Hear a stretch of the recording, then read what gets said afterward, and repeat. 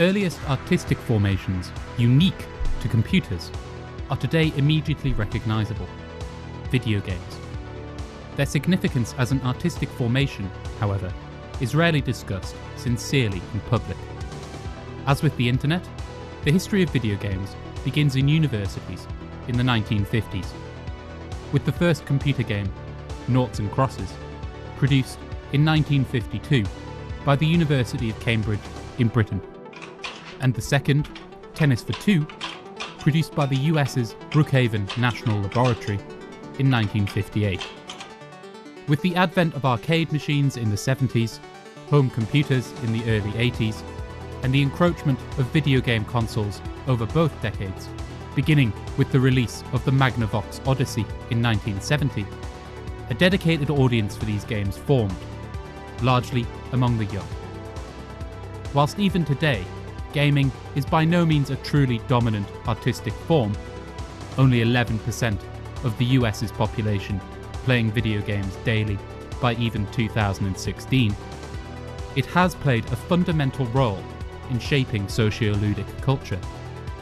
In aesthetic terms, the video game is the founding stone in any analysis of this culture. Before turning to examine this, we must first look to an old question. What is a game? Whilst the video game itself is unique, games as such are one of the earliest cultural forms produced by humanity.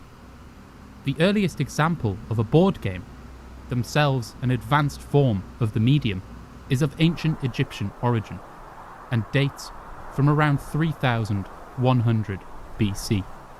As such, games compose a huge and broad cultural corpus. Whilst the detailed study of this corpus is undoubtedly invaluable, a narrower approach is required to get to the essential features of a game. It is here that the utility of the Marxist understanding of art as a social relationship demonstrates its value clearly. The key to understanding what defines games as a medium rests in an understanding of their specific construction as a social relation.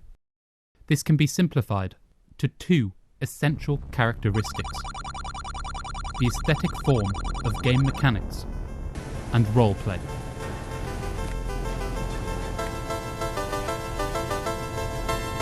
Mechanics, as aesthetic form, describe the rules of a game. They form the component of the game relation produced by an artist. Roleplay describes the manner in which players, that is, the game's audience, interact with these rules. They assume a role and play by exercising their agency within the confines of this role. This is evident in even the simplest of children's games, for example tag. The rules of the game are well known. One player is it, and whoever is it by the end loses. To not be it, the child must tag, preferably lightly, another child, who then becomes it. As such, in order to play the game, children must play the role of it and not it. How they proceed within these roles is up to them, but they must adopt them in order to play the game. Whilst this is an extremely simple example, the essential relation of games as a specific medium are revealed by it. Whatever complexity of systems are added, tag serves as a clear representation of the fundamental human relation formed by all games: play. Thus, what is particular to video games is merely that which is contained in their name: video. As the dominant medium of the postmodern epoch, video has held an exceptional role in conditioning culture as a whole through this epoch. Its particular features have clearly shaped the development of other mediums. For example, Hollywood cinema turning to video techniques and genres, or the emergence of pastiche in the traditional arts. Yet nowhere is this influence more clearly exerted than on games. While certain older games, like those played by children, possess a certain similarity to the total an uninterrupted flow of the television.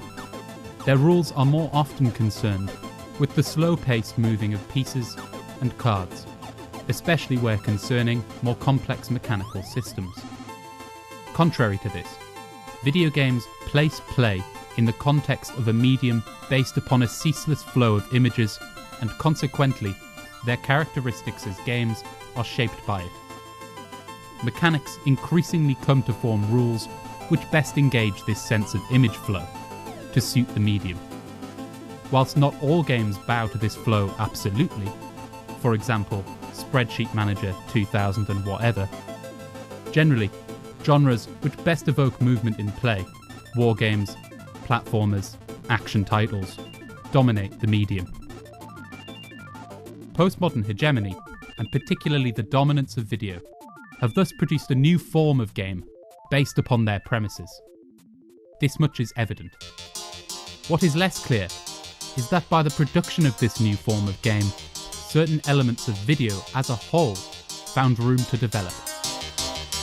If video rendered film malleable by the introduction of VHS tapes, then the video game has undeniably further developed this tendency toward cultural malleability. The TV remote, previously confined to merely functional purposes, like changing channels or rewinding, pausing, and playing footage, developed into the controller, which contains multitudes. This introduces a new relation between humanity and video, which for need of a sufficiently broad term, we shall call kinesthetic interfacing. Simply, this relation is the art of dissolving the gap in experience between video and audience, of making the image upon the screen feel like you through the careful manipulation of animation, sound, feedback, and bodily movement. The objectives of this aesthetic form are simple: to induce role-playing in an audience. The significance of the video game is therefore twofold. It signifies both the modification of games by the dominant medium of the postmodern epoch, video, and the medium through which a latent tendency of video itself, that is, the malleability of images for audiences, has developed into a fully fledged aesthetic form. These tendencies, clear in early video games, have only become more significant as the postmodern age has continued to develop. They form a fundamental basis for any approach to socio-ludic media.